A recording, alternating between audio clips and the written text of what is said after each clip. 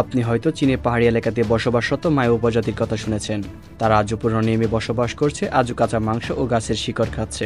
কিন্তু আপনি হয়তো হাজরা উপজাতি সম্পর্কে জেনেছেন, যারা এই 2025 অর্থাৎ এআই এর যুগে এসেও বানরিত শিকার করার জন্য বনে ঘুরে বেড়ায় এবং সেগুলো শিকার করে কাঁচা খায়। তারা রান্না করতেও জানে না, এখনো তারা বর্তমান সভ্যতার বাইরে।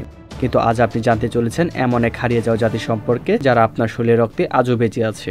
জি, আপনি ঠিকই শুনেছেন, তাদের ডিএনএ আজও আপনার শরীরে বিদ্যমান। এরা মানুষ ছিল না, কিন্তু মস্তিষ্ক ছিল মানুষের চেয়ে বড়। তারা গুহার দেয়ালে ছবি আঁকতো, বর্ষা বানিয়ে শিকার করত, অস্ত্র জ্বালাতো, আগুনও জ্বালাতো। আজ আপনি জানবেন এমন এক বিস্ময়কর জাতি সম্পর্কে। স্বাগতম আপনাকে উন্মোচনে আজকের এই পর্বে। নেয়ান্ডারথাল আজ থেকে প্রায় 40,000 বছর আগে পৃথিবী থেকে হারিয়ে গেলেও তাদের গল্প আজও বেঁচে আছে বিজ্ঞান আর প্রযুক্তির হাত ধরে। নেয়ান্ডারথাল এক বিলুপ্ত মানব প্রজাতি, যারা ইউরোপ এবং এশিয়ার কিছু অংশে বসবাস করত প্রায় 40,000 বছর আগে। গবেষণা থেকে তাদের শরীরের বিভিন্ন কাঠামো সম্পর্কে জানা যায়। গবেষণায় জানা যায় তাদের কপাল ছিল চ্যাপ্টা, ব্রু ছিল মোটা, শরীর ছিল খুবই শক্তিশালী। প্রথমে দেখে বিজ্ঞানীরা ভেবেছিলেন এরা হয়তো কোনো বর্বর বা নির্বোধ জাতি, কিন্তু গবেষণার পর এই ধারণা সম্পূর্ণরূপে বদলে যায় তাদের সৃষ্টিকর্ম দেখে। 1856 সাল জার্মানির নেয়ান্ডারথাল উপত্যকায় একটি অদ্ভুত মাথার খুলি খুঁজে পান এক খনি শ্রমিক। প্রথমে বিজ্ঞানীরা ভেবেছিলেন এ এক অসুস্থ মানুষ, কিন্তু 19 শতকের শেষে গবেষণার পর বোঝা গেল এ এক ভিন্ন মানব প্রজাতি। তাদের মস্তিষ্ক ছিল আধুনিক মানুষের চেয়ে বড় এবং কিছু ক্ষেত্রে বেশ জটিল। তাদের মস্তিষ্কের পিছনের অংশ ছিল বেশ উন্নত, যেটা দৃশ্য, দিকজ্ঞান ও গঠন ক্ষমতার নিয়ন্ত্রণ করে। এর পরবর্তীতে বিজ্ঞানীরা তাদের জিন বিশ্লেষণ করে তাদের জীবনযাত্রা, খাদ্য অভ্যাস, এমনকি কথাবার্তা সম্পর্কে বিভিন্ন মতামত আবিষ্কার করেন। সবচেয়ে চমকপ্রদ বিষয় হচ্ছে ইউরোপ এবং এশিয়া মানুষদের মধ্যে আজও 1 থেকে 4% নেয়ান্ডারথালদের ডিএনএ আজও বিদ্যমান। নেয়ান্ডারথালদের মধ্যে ছিল পরিসংখ্যান জ্ঞানও। তারা পাথরের বিভিন্ন গুণাবলী সম্পর্কে জানত, এমনকি উপযুক্ত কোণ বুঝে ধারালো ব্লেডও তৈরি করত, যা অস্ত্র এবং শিকার উভয় কাজের জন্য ব্যবহার করা হতো। এমনকি তাদের মধ্যে ছিল রসায়ন বিজ্ঞানও। তারা গাছের ছাল পুড়িয়ে তৈরি করত বার্চ বা গ্লু। এটি ছিল পৃথিবীর প্রথম কৃত্রিম আঠা, যেটা আজকের ইন্ডাস্ট্রিয়াল কেমিক্যাল আদিরূপ, যেটা ছিল বর্তমানে সুপার গ্লো থেকেও বেশি আঠালো এবং বেশি শক্তিশালী। আধুনিক ল্যাবে দেখা গেছে এই আঠা বানাতে দরকার নিয়ন্ত্রিত তাপমাত্রা, অর্থাৎ তারা আগুন নিয়ন্ত্রণে পারদর্শী ছিল।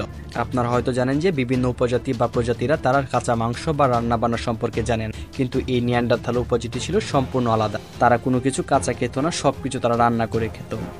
মাংস, শেকড়, বাদাম, এমনকি ঔষধি দ্রব্য তারা খাবার হিসেবে গ্রহণ করত। পরবর্তীতে ইসরায়েলের এক গুহায় তাদের মৃতদেহের কঙ্কাল ও দাঁত পাওয়া যায়। তাদের দাঁতের মধ্যে এমন কিছু ঔষধি গাছের অংশ বিশেষ পাওয়া যায়, যা আজকে ব্যবহৃত হয় ডাইজেশন বা মাথা ব্যথা চিকিৎসায়। 2010 সাল 70 পাবো ও তার দল আবিষ্কার করেন ইউরোপ এশিয়ার মানুষদের মধ্যে 1 থেকে 4% নেয়ান্ডারথাল ডিএনএ আজও বিদ্যমান। 2018 সাল স্পেনের 3টি গুহায় পাওয়া যায় নেয়ান্ডারথালদের করা শিল্প। 40,000 বছর আগে পুরনো হাতের ছাপ, প্রতীক, এমনকি প্রাচীন চিহ্ন ছিল, এবং সেগুলো ছিল রং করা। তারা বিভিন্ন ধরনের উদ্ভিদের পাতা ও ফুল দিয়ে রং করত। এমনকি তাদের মধ্যে যদি কেউ মারা যেত তাহলে তাকে ফুল দিয়ে শ্রদ্ধার সহিত কবর দেওয়া হতো। তারই প্রমাণ পাওয়া যায় ইরাকের শনিদাহার গুহায়। সেখানে পাওয়া গিয়েছিল এক বৃদ্ধ নেয়ান্ডারথালের কঙ্কাল, এবং তার চারপাশে ছিল ডানা ফুলের রেণু, অর্থাৎ এটা প্রমাণ করে যে তাকে কবর দেওয়া হয়েছিল ফুল দিয়ে ঘেরাও করে।